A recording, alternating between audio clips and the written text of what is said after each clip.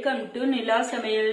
நிலா சமையல்ல இன்னைக்கு white veg kurma எப்படி செய்யறதுன்னு பார்க்கலாங்க. இது வந்து சப்பாத்தி, இட்லி, தோசை எல்லாத்துக்குமே அருமையான ஒரு சைட் டிஷ்ங்க. நீங்க ட்ரை பண்ணி பாருங்க, கண்டிப்பா உங்களுக்கு பிடிக்கும். விருப்பமான காய்கள் இருந்துச்சுன்னா இந்த மாதிரி ஒரு டைம் ட்ரை பண்ணி பாருங்க. எங்களோட வீடியோ பிடிச்சிருந்தா சப்ஸ்கிரைப் பண்ணுங்க, ஷேர் பண்ணுங்க, கூடவே கமெண்ட் பண்ண மறந்துடாதீங்க. வாங்க இப்ப வீடியோக்குள்ள போய் ரெசிபி எப்படின்னு பார்க்கலாம். ஸ்டவ் ஆன் பண்ணிட்டு கடாயில 3 டேபிள் ஸ்பூன் வர அளவுக்கு ஆயில் எடுத்துக்கோங்க. அதுல வந்து அரை டீஸ்பூன் கடுகு. நீங்க வந்து குக்கர்ல செய்யறதா இருந்தாலும் செய்யலாம். நான் வந்து இன்னைக்கு கடாயில தாங்க செய்ய போறேன். அரை டீஸ்பூன் கடலைப்பருப்பு. கடுகு பொரிஞ்சதும் 2 ஏலக்காய், 2 பட்டை, 3 கிராம்பு, ஒரு பிரியாணி இலை, இது எல்லாத்தையும் இப்ப இதுல சேர்த்துக்கலாங்க. இதுல வந்து ஒரு பெரிய வெங்காயம், நான் மீடியம் சைஸ் வெங்காயம் எடுத்துருக்கிறேங்க. இப்ப இந்த கடுகு பொரிஞ்சதும் வெங்காயத்தை வந்து இதுல சேர்த்துடலாம்.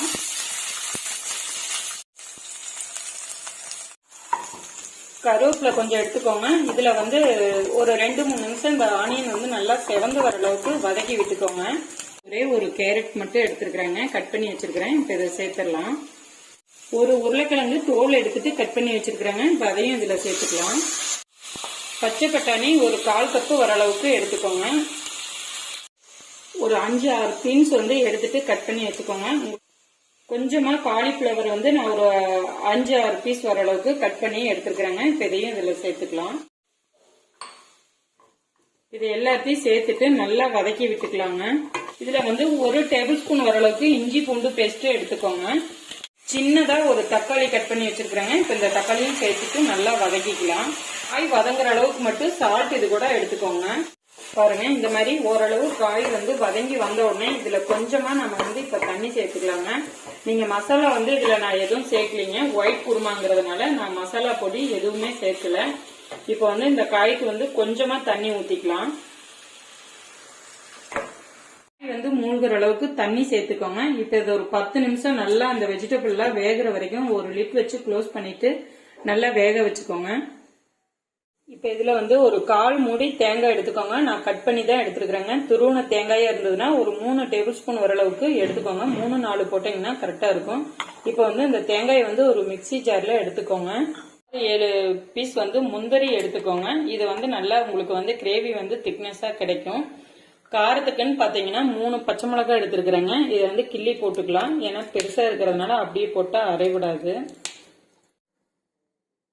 1 டீஸ்பூன் வர அளவுக்கு சோம்பு எடுத்துக்கோங்க. முந்திரி இல்லைன்னா கூட நீங்க பொட்டுக்கடலை 2 ஸ்பூன் சேர்த்து அரைச்சிக்கலாம். கூடவே வந்து இன்னும் திக்னஸா கிடைக்கும் உங்களுக்கு கிரேவி. இப்ப வந்து 1 டேபிள் ஸ்பூன் வர அளவுக்கு பொட்டுக்கடலை எடுத்துக்கலாங்க. கொஞ்சமா தண்ணி சேர்த்திக்கோங்க. இப்போ ஒரு மூடி போட்டு க்ளோஸ் பண்ணிட்டு இது நல்லா பேஸ்ட் மாதிரி அரைச்சிட்டு எடுத்துக்கலாங்க. பாருங்க, இப்ப அரைச்ச விழுது வந்து இந்த கன்சிஸ்டன்சில கரெக்டா நீங்க கொஞ்சம் கொரகொரப்பா இருக்கிற மாதிரி அரைச்சிட்டு எடுத்துக்கோங்க. இப்ப வந்து வெஜிடபிள்லாம் ஒரு 50% வெந்துச்சுன்னா போதுங்க. இப்ப ஓபன் பண்ணி பாருங்க, இந்த தண்ணி வந்து கொஞ்சம் சுண்டி வந்திருக்குது. இப்ப வந்து நம்ம அரைச்ச பேஸ்ட வந்து இந்த வெஜிடபிளோட சேர்த்துட்டு நல்லா மிக்ஸ் பண்ணி விட்டுக்கலாங்க. தேவையான அளவு நீங்க தண்ணி எடுத்துக்கோங்க. நான் வந்து அந்த மிக்சி ஜாரையே கழுவிட்டு கொஞ்சம் தண்ணி சேர்த்துக்கிறேன். தண்ணி ஊத்தின பிறகு நல்லா மிக்ஸ் பண்ணி விட்டுட்டு இன்னொரு 5 நிமிஷம் அந்த பச்சை வாசனை போற வரைக்கும் நல்லா கொதிக்க விட்டுட்டு எடுத்துக்கலாங்க. இப்ப வந்து இந்த குருமாவுக்கு தேவையான அளவு சால்ட் இது கூட மிக்ஸ் பண்ணிக்கலாங்க. சால்ட் போட்ட பிறகு நல்லா மிக்ஸ் பண்ணிட்டு நீங்க லிட் வச்சு க்ளோஸ் பண்ணிட்டு அந்த பச்சை வாசனை போற வரைக்கும் ஒரு 5 நிமிஷம் நல்லா கொதிக்க விட்டுருங்க. இப்ப லிட் வச்சு க்ளோஸ் பண்ணிக்கலாங்க. இப்ப 5 நிமிஷம் கிட்ட ஆயிடுச்சுங்க. ஓபன் பண்ணி பார்க்கலாம். நல்லா மிக்ஸ் பண்ணி விடுங்க. கிரேவியும் நல்லா திக்கா இருக்கு. இப்ப இதுல வந்து பிளேவருக்காக நான் கொஞ்சமா கரம் மசாலா சேர்த்திக்கிறேங்க. இது வந்து ஆப்ஷனல் தான், தேவைப்பட்டா எடுத்துக்கோங்க. அதிகமா சேர்த்தீங்கன்னா கலர் மாறிடும். அந்த ஒயிட் கலர் வந்து உங்களுக்கு கிடைக்காது. 1/4 டீஸ்பூன் ஓரளவுக்கு மட்டும் சேர்த்துக்கோங்க. இதுல வந்து பொடியா நறுக்குன்னா மல்லி இலை கொஞ்சம் தூவி விட்டுக்கலாங்க. அவ்வளவுதாங்க, நம்ம ஒயிட் குருமா வந்து அட்டகாசமா நல்லா ஜம்முன்னு ரெடி ஆயிடுச்சுங்க. இது வந்து நல்லா சப்பாத்தி, இட்லி, தோசை எல்லாத்துக்குமே சூடா சாப்பிட்டோம்னா அருமையா இருக்கும். இந்த ரெசிபி வந்து நீங்களே ட்ரை பண்ணி பாருங்க. எங்களோட வீடியோ பிடிச்சிருந்தா உங்க ஃப்ரெண்ட்ஸ் ரிலேட்டிவோட ஷேர் பண்ணுங்க, சப்ஸ்கிரைப் பண்ணுங்க, கமெண்ட் பண்ண மறந்துடாதீங்க. மீண்டும் நல்ல ஒரு ரெசிபியில் சந்திப்போம். நன்றி, வணக்கம்.